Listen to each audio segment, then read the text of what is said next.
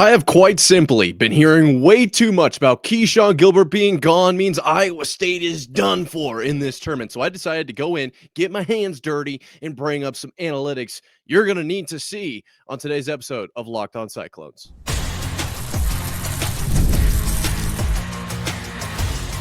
You are Locked On Cyclones, your daily podcast on the Iowa State Cyclones, part of the Locked On Podcast Network.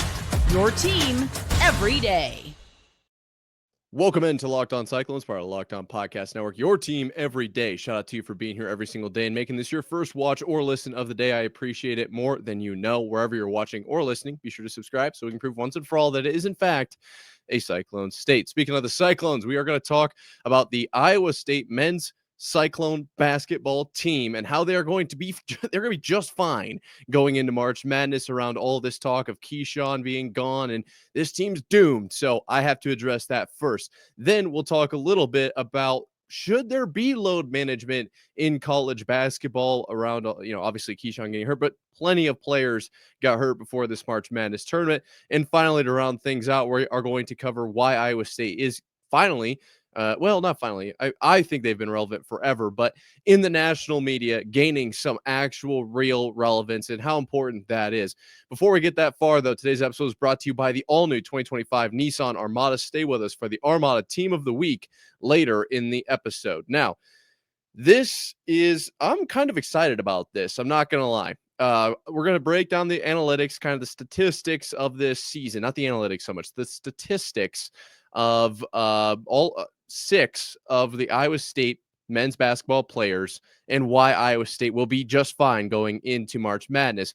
There were a couple things that pinged my interest. Yesterday, I made the comment that this team is kind of used to playing without certain guys. And so that stuck in there, along with Keshon mentioning that the first time this injury aggravated him was the first game of conference play against Colorado. So I decided to go back and to plot a ton of different statistics from the first game of conference play for Keshon Gilbert just to see what has this looked like? What is this team going through? And so I'm going to show it to you right now. I did rebounds, points, and assists in our top left. The top right graph is, in my opinion, the most important. It shows the percentage of points scored in a game. So if Keshon scored 10 of 100, he would have scored 10% of those points. Bottom left, I've got field goal attempts, 3-point attempts, and free throw attempts. So how many shots is he taking in the game? And finally, the last graph in the bottom right is the percentage on those attempts. So how successful is, Keshon in this example, but across the board, these players, how successful are they on their shot attempts? Sorry to you listeners out there. We do have YouTube. You're going to have to take a look at some of these graphs because this one to me is exactly what I was talking about when Iowa State, they're kind of used to this. And Keshon obviously showed regression throughout the year. I do have R-squared values on here just to show the significance of these dots, scatter plots, if you will. And yes, you're going to notice that there was a transition downwards in points. Okay, obviously, field goal attempts goes down with the amount of points. That makes complete sense. And percentage goes down. Most notably, free throw percentage goes down for Keshon. His 3-point percentage actually did go up, but by a pretty non-significant value there deemed by Google Sheets. But the one that I would like to note is the percentage of points scored. So at the beginning of the year, roughly around 20-ish%. And then kind of in the back quarter of the year, you're looking at closer to a 10% with 2 really outlier games. If you exclude the 2 outliers, he's really more at 7.5% of points scored for this team. Now, I'm not going to get too in-depth in the analytics because we do have to keep it moving here, but keep that in mind. So Iowa State has had a kind of tumultuous couple games to end the year. I'm not going to lie, more losses than I would like to admit, but who is kind of picking up the slack for this team? First thought, Curtis Jones pulled that up. Not really anything of significance here, actually kind of trending the opposite way. Nothing super significant as far as our squared values goes, but generally slightly less. But either way, like I said, not that significant. Notably, slight increase in free throw percentage shooting. I thought that was kind of value, and less attempts from the field for Kurt. Overtime, again, not significant. We're going to leave this alone. So that means Curtis isn't the one stepping in for Keshon. Well, could it be Taman Lipsy? Taman, not really either. I mean, there are some slight upticks here. Generally, the ones that stand out to me were the percentage in three-point shooting and free throw shooting. But both of those values right at around 0.1%. Not a super strong correlation there, or I guess significance is really what I try to say. And the percentage of points scored is kind of all over the place. But Taman, we know, is kind of a Taman Lipsy play kind of guy, right? Taman isn't known for his unbelievable scoring or his unbelievable number of any statistic. It's kind of like he's the heartbeat of the team more than he is a statistical anomaly kind of guy. I think that's pretty clear, and you can see it here in these graphs. So then I was like, okay, maybe it's Joshua Jefferson, because this guy's kind of been the staple. Pulled that up. This guy's about as flat as it gets. Every line is almost exactly flat. Other than, I guess, his free throw shooting has gone down slightly as of late. Not the end of the world. Part of that is also tied into like how many free throws is he attempting. So you do have to factor that in, because if you look at the graph just to the left of the percentages, he's kind of all over the place there. And I would like to see more attempts from him, but there are a few games in there where he just really didn't have very many attempts, one or two maybe. And that's going to drag down kind of that percentage, because if you miss one of two, you're at 50% versus if you miss one of 15, right? So I don't pay too much attention to that, but either way, what I draw from this graph is that Joshua Jefferson is arguably one of the most consistent players for Iowa State. Nonetheless, not filling in Keshon Gilbert's spot. So that's like, okay, well, let's really get down to figure this out, because there's no way that this team has been completely flat with all of these three absolute dudes, right? Like, I was like, it just doesn't make sense, because then they would have lost a lot more games. So I pulled up Milan, and Milan, of course, is missing 7 games in the middle. So this is a much smaller graph, smaller sample size, but a notable increase in percentage of points per game. Not as significantly, the number isn't as significant as some, especially as I believe it's Keshon Gilbert's downward trend is very significant. But you can see his percentage of points and his actual point values both trending upward, and actual number of points in a very strong way there. And then free throw percentage going up. And actually, the number of times he shot, every kind of shot, has gone up as well. So that's great. We know how important Milan is to this team, but it doesn't look like he's really filling in the holes. Like he is contributing, but really, this one got me pumped up. Nate Heise appears to be making the biggest difference, per these statistics I pulled up, on Iowa State basketball. His percentage of points has gone up a significant amount. His percentage, his number of points and his percentage, so both of them going up very significantly. You can look at the actual graph. There was a significant peak right around that Houston, Oklahoma State kind of period there. His number of attempts has obviously gone up, and his percentage is where it really matters. Nate Heise, his attempts have gone up, don't get me wrong, but they haven't gone out the wazoo. It's not like he's going from shooting 1 time to 50 times a game. He's going from 2, 3, 4. He had a 6 shooting game against, I believe that's Texas Tech, and shot 8 times against UCF. And then later in the year, his max, I think, is 9 attempts from the field. And so not a wild significance jump in number of attempts, but in percentage, this guy is hitting more shots than ever. And so I do think that this is big. I think that this shows that now I only pulled up statistics for 6 because I didn't even know if I'd get that many into this video.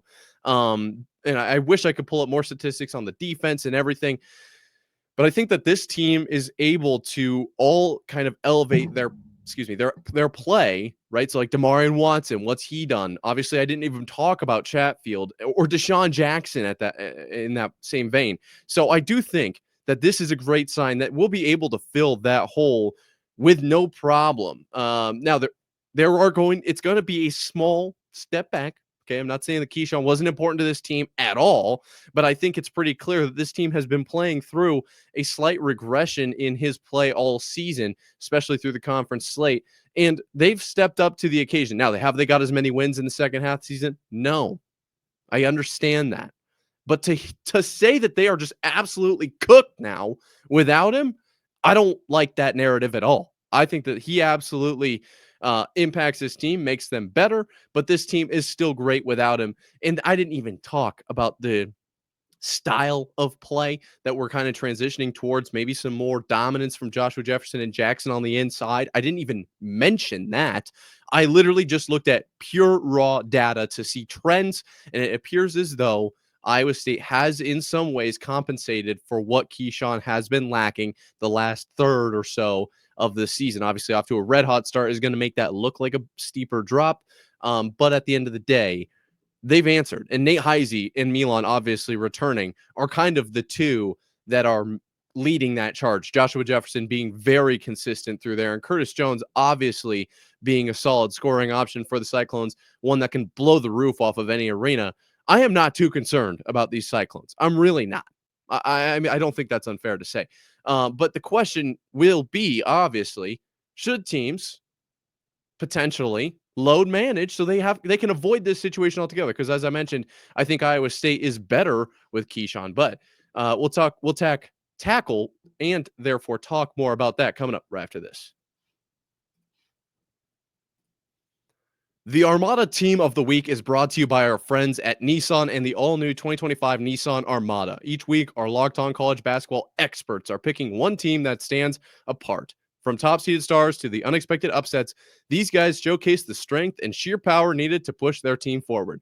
This week's Armada and clear-cut team of the week is the Florida Gators. The Gators, led by Walter Clayton, 17 points a game, just dominated the SEC tournament, winning each game by at least 9 points. Not only did Florida grab the fourth one seed, but they are the nation's most efficient offense. When it comes to the Nissan Armada, they say go forth and conquer, and that's exactly what the Florida Gators have done here. It's clear that our team of the week is out here ready to conquer the road ahead with confidence, just like you can in the all-new Nissan Armada or any of Nissan's outstanding vehicles. Take the Nissan Armada, Rogue, or Pathfinder and go find your next big adventure. Shop nissanusa.com. Life moves fast, especially when you have a family. One day you're watching your kids take their first steps, and before you know it, they're off to college. That's why securing their future is so important. Fabric by Gerber Life makes it simple to get term life insurance that fits your family's needs. With Fabric, you can apply for term life insurance online right from your couch. You could be covered in under 10 minutes, and in many cases, no health exam is required.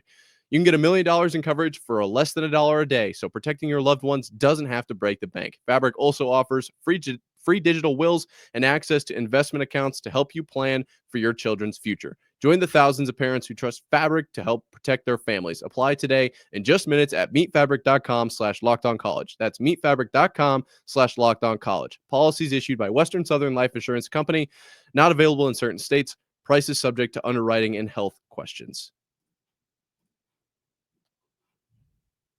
Iowa State, obviously, I think will be fine without Keshon Gilbert. We covered that in depth statistically in the first segment here at Locked On Cyclones, part of the Locked On Podcast Network, your team every day. Now it's time to talk, should Iowa State and every team potentially explore the load management possibility when it comes to keeping the players healthy?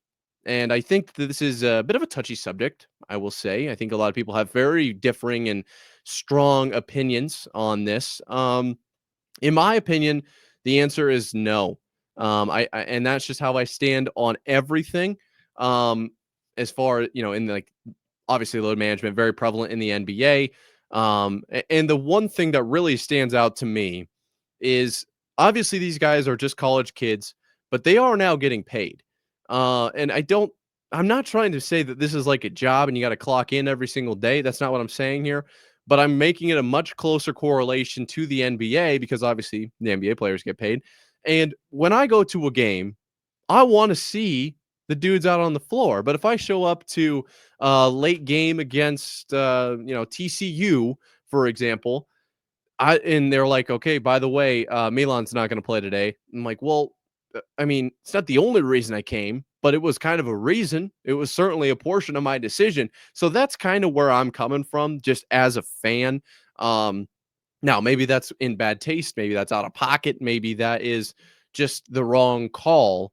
And I'm sure I'll hear about it. You guys can let me know down below. But at the end of the day, that's how I view this. I do think that this is, it's at the end of the day, like it's kind of a opportunity to get to play, right? It's not a job, which is why I said that early. I don't want to frame this like it's you got to clock in every single day.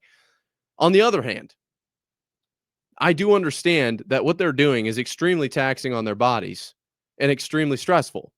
Now, the stress isn't, it's mental too, but it is very actually physically stressing on their body. I just ran a marathon this last weekend. I'm still not really able to walk.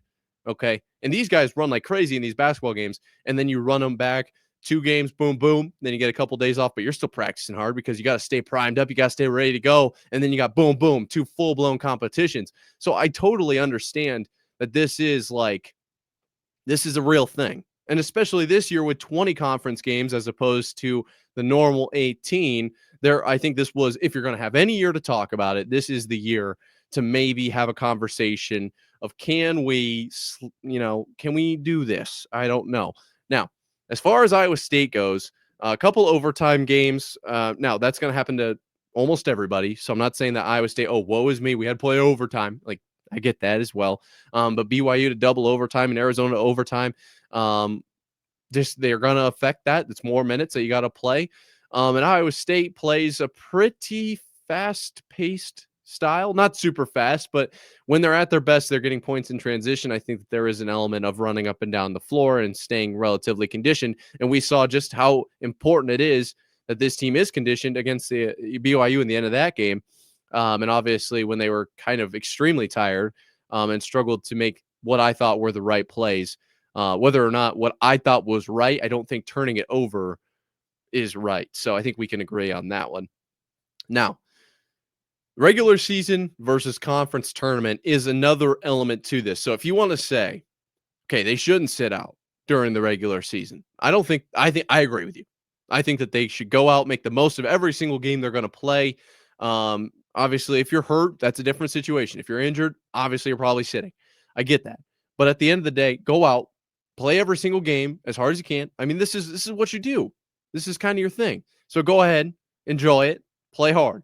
Now, the conference tournament is a slightly different issue. Obviously, we have seen that the NCAA committee for the March Madness tournament, which is everyone is talking about it right now, is not really looking at conference tournament championships with like a lot of value. Now, Michigan is the one that kind of comes to mind, obviously the most fresh, winning the Big Ten tournament and then still ending up with a 5 seed. So, I mean, that's just one example, right? Like Iowa State kind of went through it last year. So just to pull a few examples for you, I think that there is a slight element of maybe an argument to that. And that's kind of what I'm staying consistent with what I said for Iowa State. Like, I wouldn't have hated if they lost. I didn't hate it when they lost. I thought more days for rest, less games, type of situation. Obviously, this team needed it. And I also do think that this is a little bit of a case-by-case basis. You could draw kind of a similar thought process to what Matt Campbell said about the Iowa State spring football game. He said, we're not going to run it every single year. We're going to kind of go based on what the team needs. Does this team need to go out and get in front of a crowd? Go out and play a little bit of a scrimmage type situation? Is that what's going to benefit this team most? Or is it more of, okay, we need to go ahead, get flying around, maybe thud them up a little bit and stay inside, and everyone, it's a little bit more probably aggressive than what is considered sometimes to be basically two-hand touch in those spring games, right? The way he's going about that is this team, what do they need? Now, Iowa State, I thought, was a team that kind of needed everything, unfortunately, this year. Definitely needed to get momentum because there's a lot of question marks around how much heat does this team have right now. The second half of, or later third of this season hasn't been super kind to the Cyclones. Obviously, pretty up and down. I think that's a way you could put it. And so I would have liked to see them gain momentum, but also part of that was because of they're pretty beat up. So maybe rest is what they need. And so that one was kind of a catch-22. It's just pick your poison type of deal. Would you rather gain momentum and get potentially more hurt, or potentially lose momentum and rest up? Now, I will say really quickly, I think Iowa State got kind of lucky and hit both of those on the head. Took BYU right down to the end. I thought they played that game really well and still lost. And then therefore you kind of like gained a little bit of momentum, even though you didn't quite finish it. And there's definitely that argument, but also now you get a couple extra days of rest before the big dance in which you are a 3 seed. But for other teams, right, maybe a team that's completely healthy, do you argue that they should win? Right? Like a Houston, right? Okay, so Houston just won the regular season, the tournament, not the tournament, the regular season championship there. Do they need to rest their guys because they don't want to risk anyone getting hurt? Or do they keep the momentum going? Like this is a general kind of problem that these teams have to all tackle. Now, at the end of the day, I'm kind of laying all that out to say, do I think these teams should sit in the conference tournament? I would say no, because I'm all about the integrity of the game. But also, if there is a time to do it, it's kind of that one. I think during the regular season, you just got to go. You got to go. You got to go. And then if you go into the conference tournament where you can just lose one game and get a couple extra days of rest, or like you wheel out all of your bench players or whatever the case might be, I think that that's probably a better situation than doing it in the regular season. But still, I am going to hold the kind of thought process of go out and win as many games as you can. Just across the board for the general thought process of everybody. Now, it's a team-by-team basis, and granted, I don't even know if you're allowed to just, like, sit your guys. I don't really know what the rules are around that, but I think I'm that's the way I go about it. I think that maybe there's the argument that they played too many games this year with 20 conference games. 4 in 4 days is a lot, for the actual tournaments. A week before the actual big March Madness. I don't know. There's just so many angles to this. I am going to stick by my mindset of these teams really should just, you got to go play them. You can't load manage in this. This is college. Some of these guys will be done with, whatever college they're at. If they're at Southern Eastern Tech Wild of institution of, maniacal technology, whatever it is, they might not ever play a game again. And that's obviously a different situation than in Iowa State, because that team has to win their conference tournament probably to make the tournament, the big March Madness tournament. That's a different thing. I understand that. But like for a Houston or for a Florida or for a Duke, I still think you got to go out and you just got to play the games. I think injury is a part of the game. It's going to happen no matter what. I think that's how you have to look at it. I don't, and even still, some of those guys on Florida might not pan out in the NBA or might not even get there. And these are their last games. And I don't think it's fair to put them in a position where it's expected that they're sitting in these, because these are their last games. Even if you are a freshman or a sophomore, you only have so many. So that's where I stand on it. I don't know. Let me know if you agree down below. But at the end of the day, Iowa State, hard-nosed, very culture-driven. We know this, okay? They weren't sitting out any games, that's for sure. But the bright side of that is I think Iowa State is finally starting to gain some real national relevance, and we'll talk more about that coming up right after this. Scaling your business requires the right expertise at the right time. With Upwork, you can find specialized freelancers in marketing, development, design, and more. Experts ready to help you take your business to the next level. Upwork gives businesses flexibility by connecting them with their top freelance talent across multiple industries, including IT, AI, web development, and marketing. Whether you need extra hands for a project or a long-term partner, Upwork makes hiring simple and affordable. If you need help with a marketing campaign, Upwork can connect you with a freelance expert who delivered incredible results. Posting a job is free and simple, and within a day, multiple qualified candidates to choose from. Instead of hiring full-time, Upwork finds affordable, top-tier freelancers to scale my business efficiently. Visit Upwork.com right now and post your job for free. That's UPWORK.com. Upwork.com to connect with top talent and grow your business today. The NCAA tournament is here, and so is the bracket breakdown. Locked On Podcast Network and Amazon Fire TV channels are teaming up to deliver NCAA tournament coverage like never before. Watch studio shows featuring former players and Locked On's local experts as they guide you through every upset, buzzer beater, and bracket matchup. Stream it all for free on Amazon Fire TV channel. Search Bracket Breakdown to see it all for free. It's your team every day.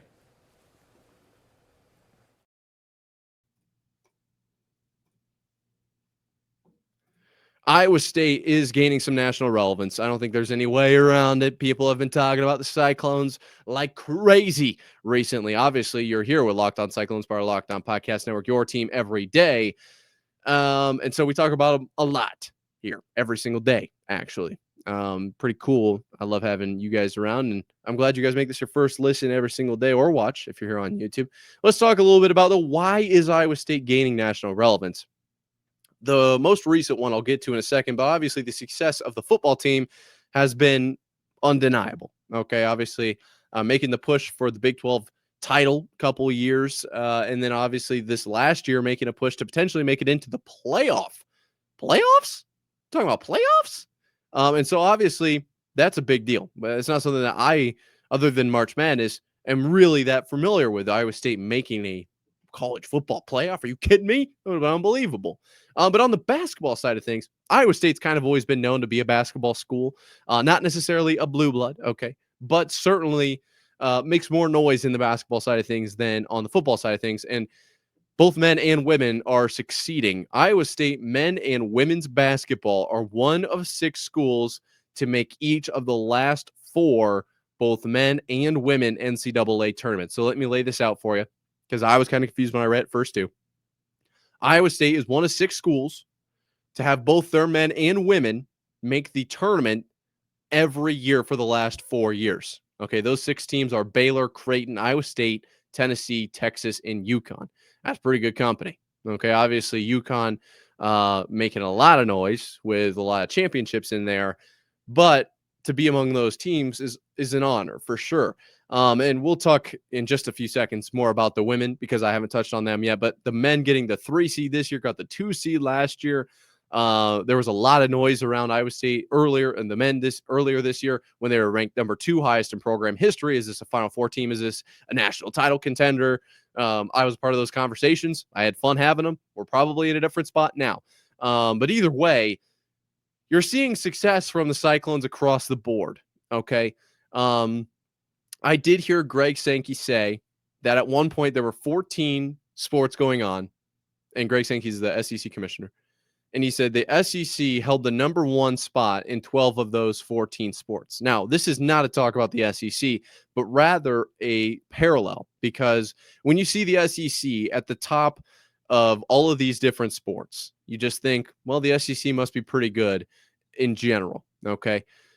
Now, what I'm saying here, it sounds like I'm trying to put something else down. What I'm trying to say is that when you see Iowa State at the top of all of these different things, making real noise in football, making the tournament in men's and women's basketball, and obviously those are the top 3 sports, but we see success all across the board, wrestling, cross country. I mean, you name it, Iowa State is successful. And so when recruits are looking at that, they say, okay, well, it looks like Iowa State is kind of just full of athletes. Like, this might be a place to really consider.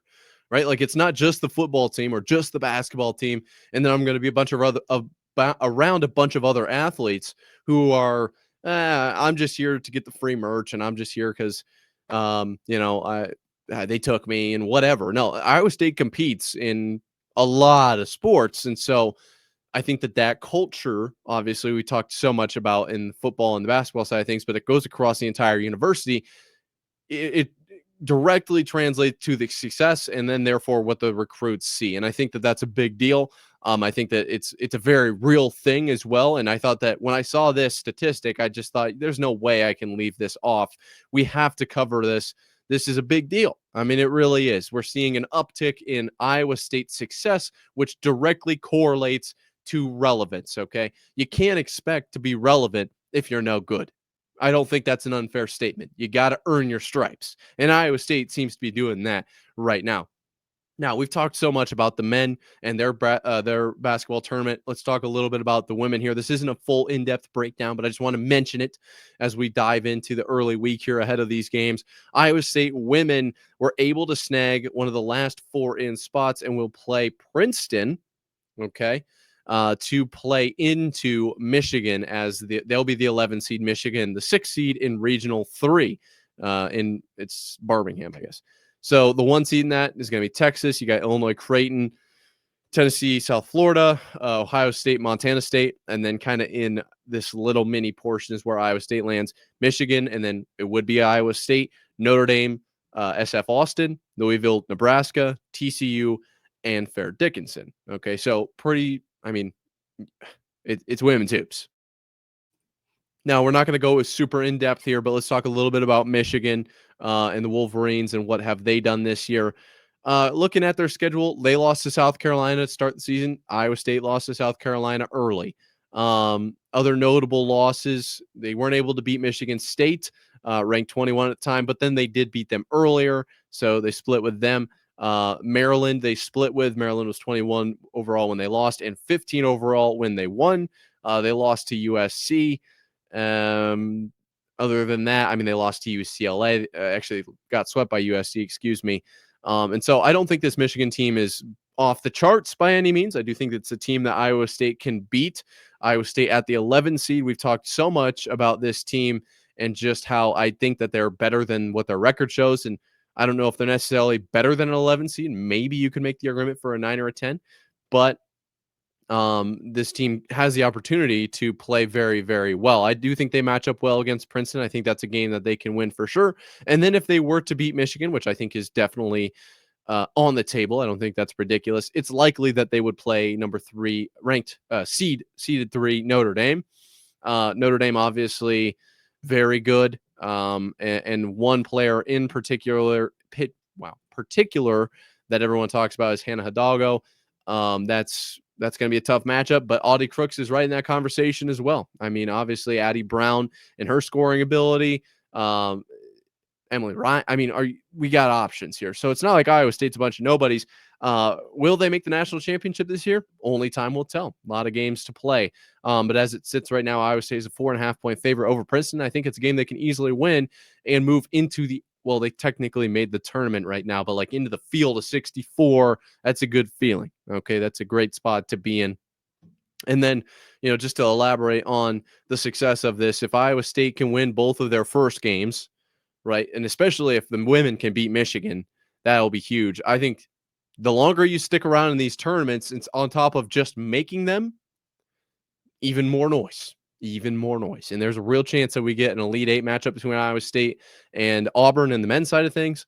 And that's that rematch. That's going to draw a lot of eyes to that. And if Iowa State is playing really well and gets to that point, this is a very real chance. And obviously, Iowa State playing in Milwaukee, first round, this is Iowa State so very realistically could be just on the up and up right now, which is very good news for you, for me, for everyone around Ames, Iowa, and from afar. We got fans from afar for sure. We're going to have some fans in Ireland. I know that. Really, that's all I got for you. So if you're still watching, be sure to subscribe. If you're not, what are you doing? We're proving it's a Cyclone State here. Until next time, Cyclone fans, sayonara.